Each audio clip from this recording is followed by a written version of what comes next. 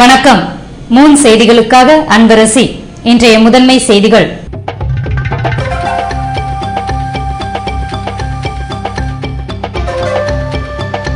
அரியாங்குப்பத்தில் முதல்வர் ரங்கசாமி ஆய்வு. பாலம் கட்டுவதற்காக இடம் கொடுத்தவர்களுக்கு பட்டா வழங்கும்படி அதிகாரிகளுக்கு உத்தரவு.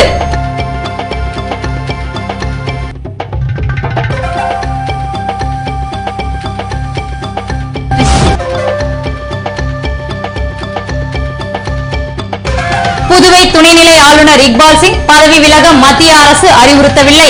சிறப்பு அதிகாரி ஜே.பி. சிங் விளக்கம்.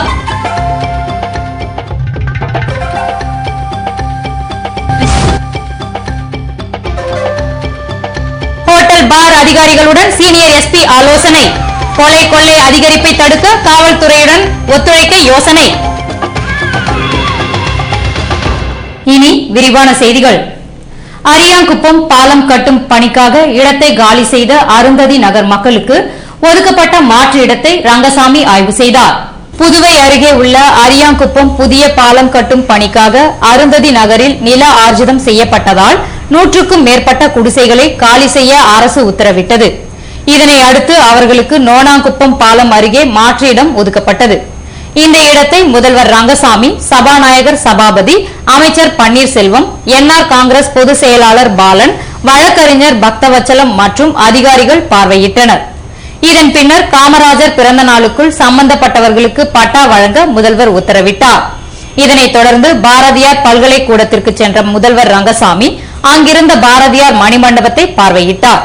முன்னதாக அரியாங்குப்பம் செல்லும் வழியில் சிறுவர் சீர்திருத்த பள்ளிக்கு சென்ற முதல்வர் அந்த பகுதிக்கான குடிநீர் தேக்க தொட்டி கட்டுவதற்கான இடம் உள்ளதா என்று பார்வையிட்டார். இதன் பின்னர் சபாநாயகர் சபாபதி, அமைச்சர் பன்னீர்செல்வம் ஆகியோர் தேங்காய்திட்டு துறைமுகம் சென்று அங்கு புதிதாக கட்டப்பட்டு வரும் கட்டுமான பணிகளை பார்வையிட்டனர்.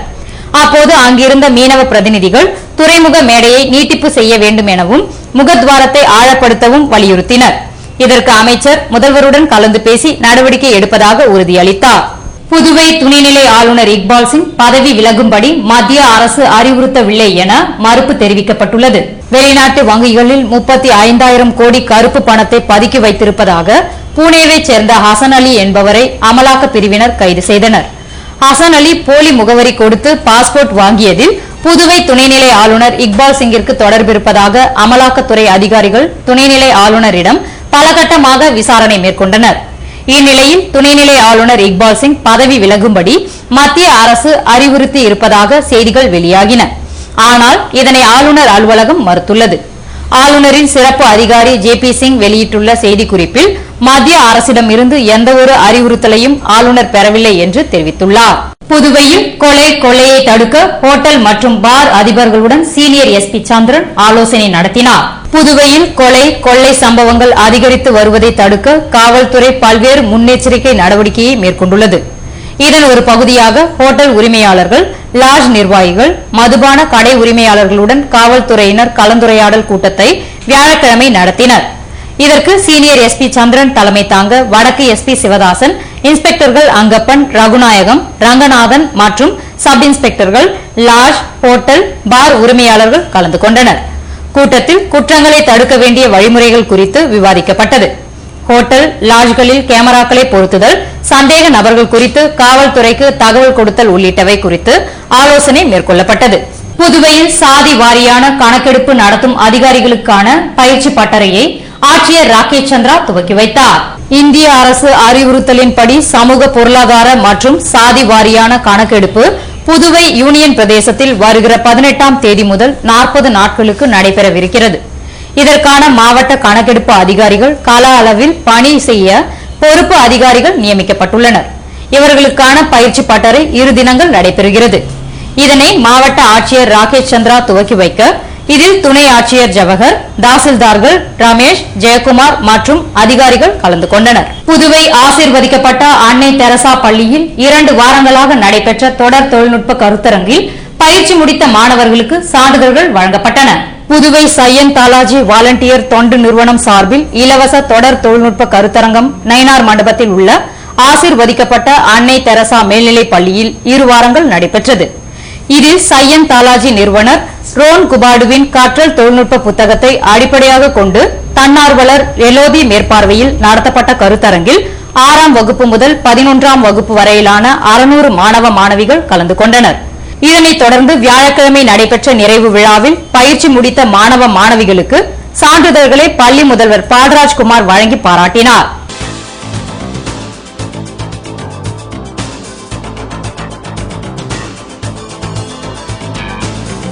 கோவில்களில் ஆனி திருமஞ்சன சிறப்பு பூஜை. புதுவையில் நடைபெற்ற சிறப்பு அபிஷேகங்களில் பக்தர்கள் திரளாக பங்கேற்பு.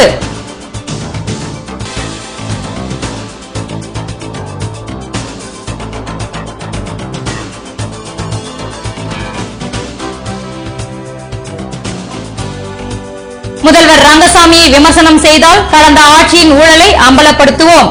என்ஆர் காங்கிரஸ் நிர்வாகிகள் எச்சரிக்கை. விபரம் விளம்பர இடைவேளைக்கு பிறகு.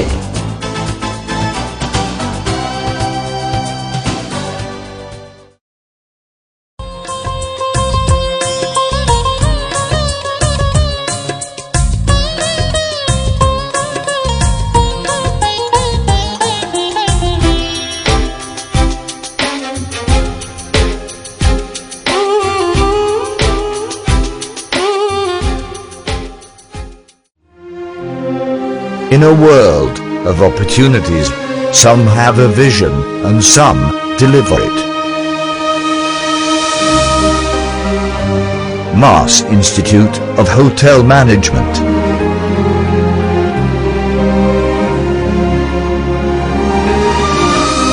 Presenting MBE International Hospitality and Tourism Management.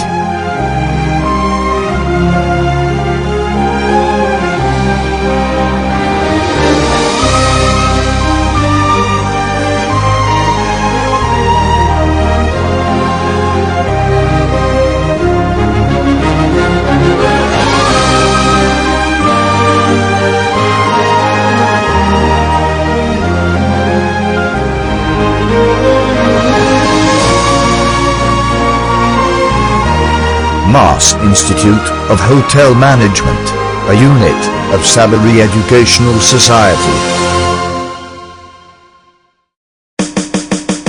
Get your own look, get your own style, get your own shades, get a new life. Get it, get it, get it, get it, get it all right. Get it all in Ramsilks. Get all the leading branded shirts and trousers only in Ramsilks, Pondicherry. Get it, get it, get it, get it, get it all right. Get it all in Ramsilks.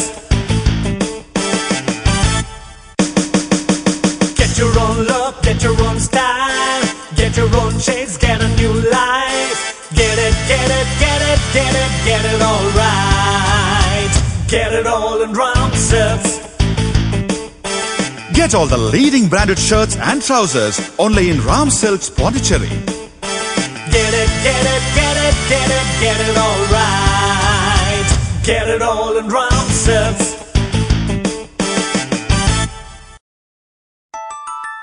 Puduvai தங்க மாளிகை, புதுவை தங்க மாளிகை. கண்கள் தேடுமே உள்ளம் நாடுமே எத்தனை அற்புத ரகங்கள். கலையின் காவியம் அழகின் ஓவியம் நகைகளின் ஆலயம் தரத்தின் தாயகம். புதுவை தங்க மாளிகை. எல்லாவித பொன் ஆபரணங்களுக்கும் தரத்தின் தாயகம் புதுவை தங்க மாளிகை.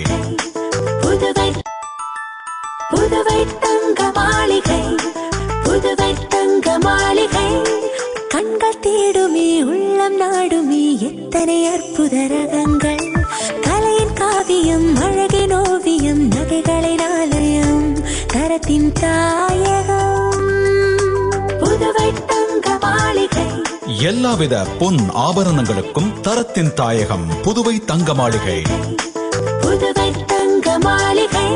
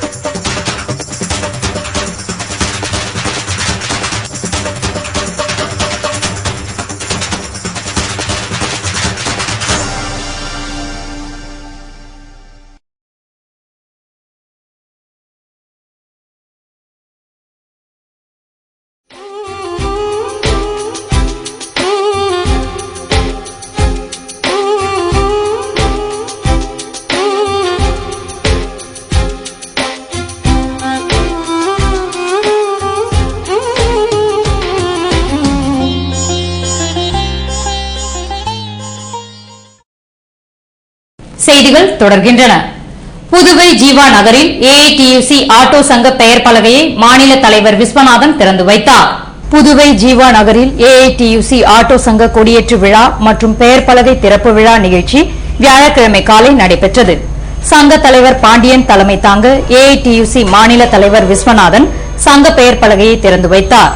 மாநில பொதுச் செயலாளர் அபிஷேகம் சங்க கொடியை ஏற்றி வைத்து உரையாற்ற, இதில் ஆட்டோ சங்க மாநில பொதுச் செயலாளர் சந்திரசேகரன், மாநில தலைவர் முனியன், மாநில செயலாளர் சேகர் மற்றும் சங்க நிர்வாகிகள், ஆட்டோ தொழிலாளர்கள் கலந்து கொண்டனர். மத்திய அரசால் கொண்டுவரப்பட்ட இலவச மற்றும் கட்டாய கல்வி உரிமை சட்டத்தை புதுவை அரசு நடைமுறைப்படுத்த வேண்டும் என ராஜீவ் காந்தி மனித உரிமைகள் விழிப்புணர்வு அமைப்பின் தலைவர் ரகுபதி வலியுறுத்தியுள்ளார். புதுவையில் செய்தியாளர்களை சந்தித்த அவர், கடந்த 2009ஆம் ஆண்டு மத்திய அரசால் கொண்டுவரப்பட்ட இலவச மற்றும் கட்டாய கல்வி உரிமை சட்டத்தை புதுவை அரசு உடனடியாக நடைமுறைப்படுத்த வேண்டும் என்றும், இந்த சட்டத்தின்படி கல்வித்துறை எந்தெந்த அம்சங்களை செயல்படுத்தி உள்ளது என்று பெற்றோருக்கு தெளிவுபடுத்த வேண்டும் என்றார். தனியார் பள்ளிகளின் அருகில் பொருளாதாரத்தில் பின்தங்கியுள்ள குழந்தைகள் கல்வி அறிவு பெறும் வகையில் அந்தந்த பள்ளிகள் அவர்களுக்கு 25% இடஒதுக்கீடு வழங்க நடவடிக்கை எடுக்க வேண்டும் என்று ரகுபதி வலியுறுத்தியுள்ளார். புதுவை வைத்திக்குப்பம் குரு அக்கா சுவாமி கோவிலில் நடைபெற்ற குரு பூஜையில் திரளான பக்தர்கள் கலந்து கொண்டு சுவாமி தரிசனம் செய்தனர். புதுவை வைத்திக்குப்பம் குரு அக்கா சுவாமிகள் கோவிலில் நடராஜ பெருமானுக்கு ஆணி திருமஞ்சன மகா அபிஷேகம் மற்றும் குரு பூஜை விழா வியாழக்கிழமை நடைபெற்றது. இதனையொட்டி அதிகாலையில் திருமஞ்சன சிறப்பு அபிஷேகமும், தொடர்ச்சியாக குரு அக்கா சுவாமிகளுக்கு சிறப்பு அபிஷேகம், தீப ஆராதனை போன்றவை நடத்தப்பட்டன. இதில் புதுவையின் பல்வேறு பகுதிகளில் இருந்து பக்தர்கள் கலந்து கொண்டு சாமி தரிசனம் செய்தனர். இதேபோன்று லாஸ்பேட்டை சிவசுப்பிரமணியர் கோவிலில் ஆணி திருமஞ்சன பெருவிழா வியாழக்கிழமை காலை நடைபெற்றது. இதேபோன்று லாஸ்பேட்டை சிவசுப்பிரமணியர் கோவிலில் ஆணி திருமஞ்சன பெருவிழா வியாழக்கிழமை காலை நடைபெற்றது. இதனையொட்டி காலை 10 மணிக்கு சோடச தீப வழிபாடு, 11 மணிக்கு பிரகார சுற்று வழிபாட்டிற்கு பின்னர் அருள் அமுதம் வழங்கப்பட்டது. இதில் திரளான பக்தர்கள் கலந்து கொண்டு சாமி தரிசனம் செய்தனர். இதற்கான ஏற்பாடுகளை கோவில் அறங்காவலர் குழுவினர் செய்திருந்தனர். இதேபோல் லாஸ்பேட்டை சலவையாளர் நகர் கங்கைமுத்து மாரியம்மன் கோவிலில் ஆணி திருமஞ்சன விழாவினை முன்னிட்டு 108 பால்குட அபிஷேகம் நடத்தப்பட்டது. இதனையொட்டி அப்பகுதியைச் சேர்ந்த பெண்கள் செல்வ விநாயகர் கோவிலில் இருந்து பால் குடங்களை சுமந்தபடி ஊர்வலமாக சென்றனர்.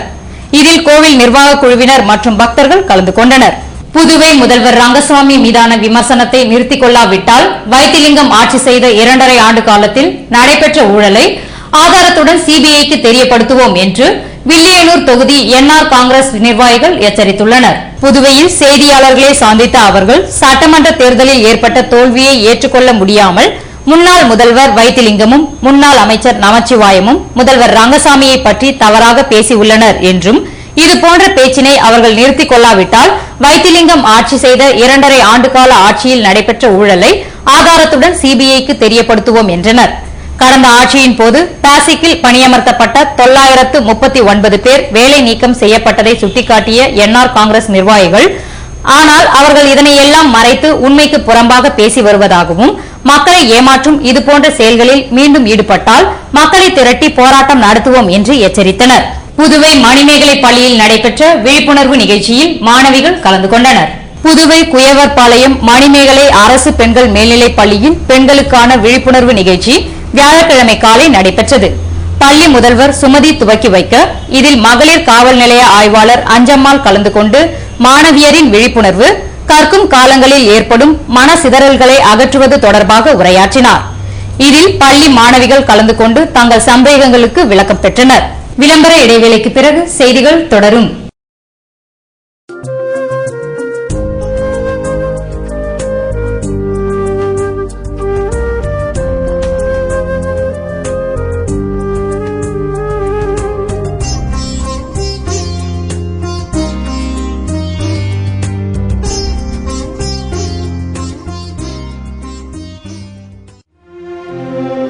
In a world of opportunities, some have a vision and some deliver it. Mass Institute of Hotel Management.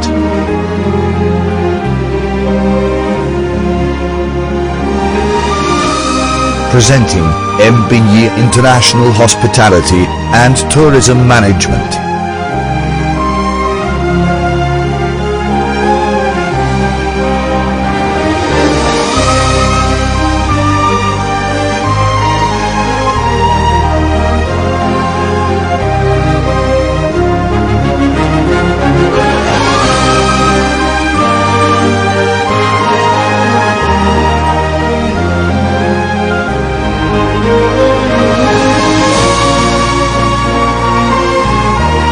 MAS Institute of Hotel Management, a unit of Sabari Educational Society.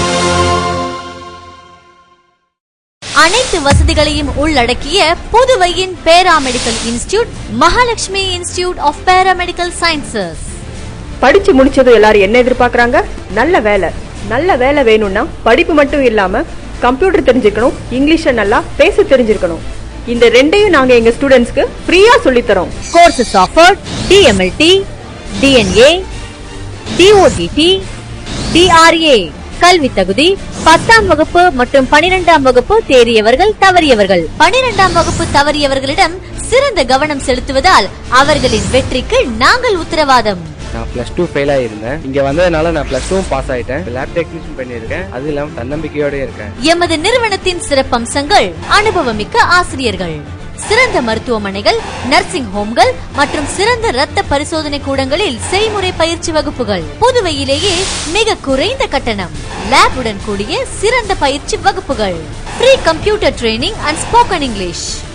Last year எங்க கிட்ட படிச்சுட்டு வெளியில போன students எல்லாருக்கும் பெரிய companies, hospitals, லேப்ஸ்ல எல்லாம் நாங்களே placement வாங்கி கொடுத்திருக்கோம்.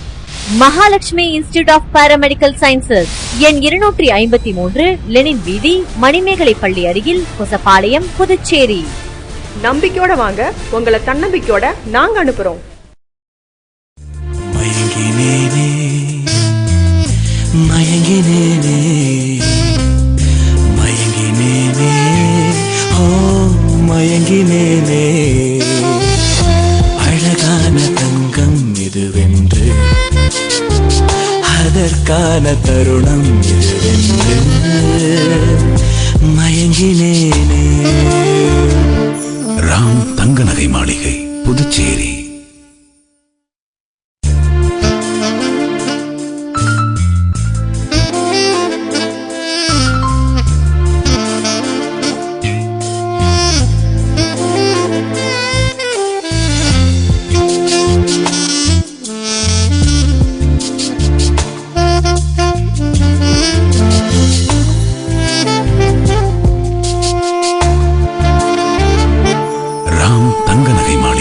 புதுச்சேரி.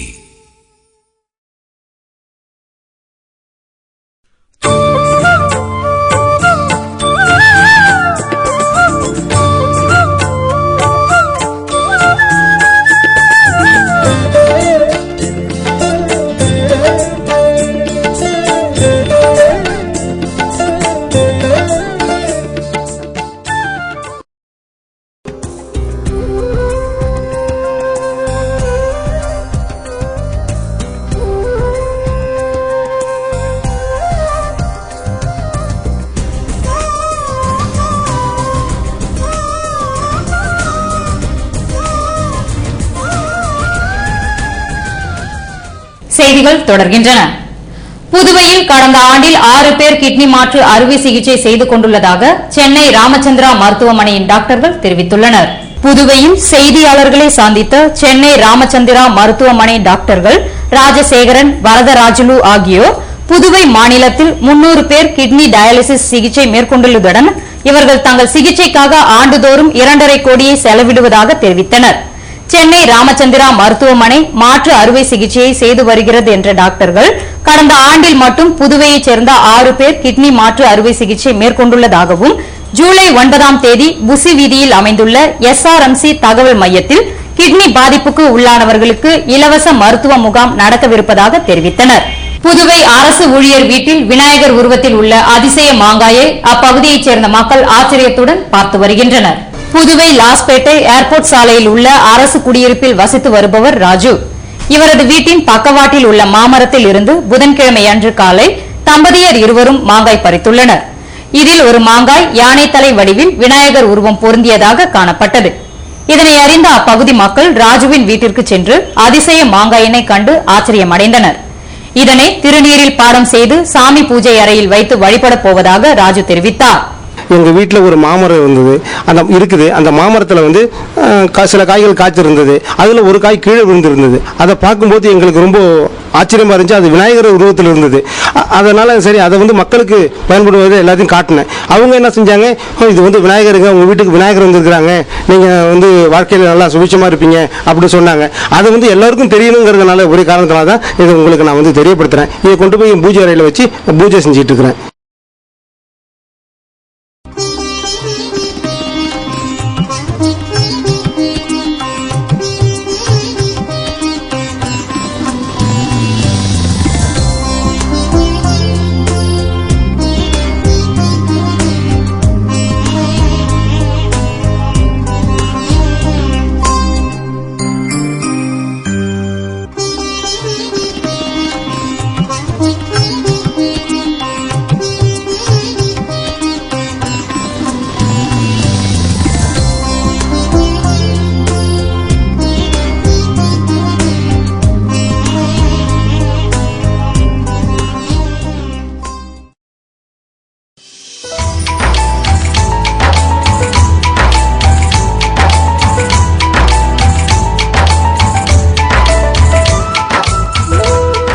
புதுவையில் இன்றைய வெப்பநிலை அதிகபட்சமாக 93 டிகிரி ஃபாரன்ஹீட்டாக பதிவானது. நாளைய வானிலை 93 டிகிரி ஃபாரன்ஹீட்டாக காணப்படுவதுடன் லேசான மழை பொழிய வாய்ப்பிருப்பதாக வானிலை மையம் தெரிவித்துள்ளது.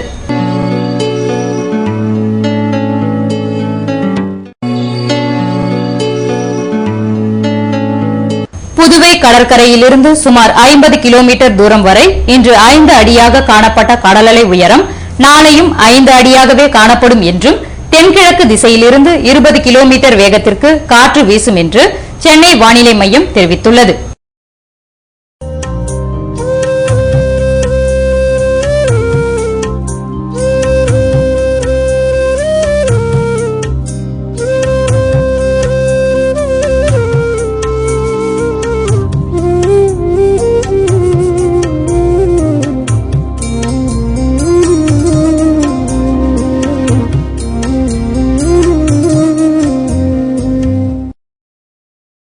மீண்டும் இன்றைய முதன்மை செய்திகள்.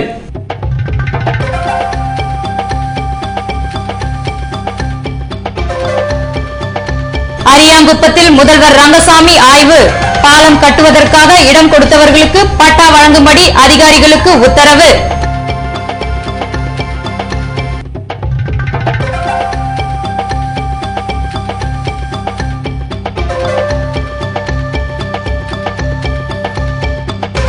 புதுவை துணைநிலை ஆளுநர் இக்பால் சிங் பதவி விலக மத்திய அரசு அறிவுறுத்தவில்லை. சிறப்பு அதிகாரி ஜே.பி. சிங் விளக்கம்.